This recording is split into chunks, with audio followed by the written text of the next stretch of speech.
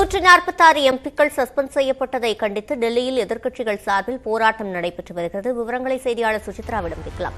சுசித்ரா, இந்த போராட்டத்தினை எவ்வாறு முன்னெடுத்துச் செல்கிறார்கள்?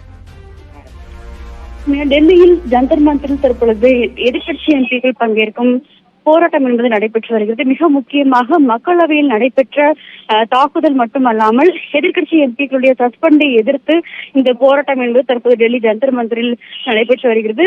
குறிப்பாக காங்கிரஸ், திமுக, பிசிக உள்ளிட்ட 28க்கும் அதிகமான எதிர்க்கட்சியினுடைய தலைவர்கள், குறிப்பாக இந்தியா கூட்டணியுடைய தலைவர்கள், எம்பிக்கள் சார்பாக இந்த ஒரு போராட்டம் என்பது இன்று ஒரு நாள் அடையாள போராட்டம் நடைபெற்று வருகிறது. அது மட்டுமல்லாமல் இந்தியா முழுவதிலும் எம்பிக்களுடைய சஸ்பெண்டை எதிர்த்தும் மக்களவையினுடைய தாக்குதல், அந்த வண்ணப்புகை கொண்ட தாக்குதல் தொடர்பான விசாரணைக்கு உரிய விசாரணை விதிக்க வேண்டும், மத்திய உள்துறை அமைச்சர் உரிய விளக்கத்தை வழங்க வேண்டும் என்ற ஒரு கோரிக்கைகளை வலியுறுத்திதான் இந்த போராட்டம் என்பது தற்பொழுது டெல்லியில் தொடங்கி நடைபெற்று வருகிறது. இந்தியா முழுவதும் எதிர்க்கட்சிகள் சார்பாக பல்வேறு மாநிலங்கள் மற்றும் மாவட்டங்கள் இது தொடர்பான போராட்டங்கள் அடுத்தடுத்து நடைபெறும் என்ற ஒரு அறிவிப்பையும் எதிர்க்கட்சிகள் அறிவித்திருந்த நிலையில் தற்போது முதற்கட்ட ஒரு அடையாள போராட்டம் என்பது டெல்லியில் உள்ள ஜந்தர் மந்தரில் தற்பொழுது தொடங்கி நடைபெற்று வருகிறது.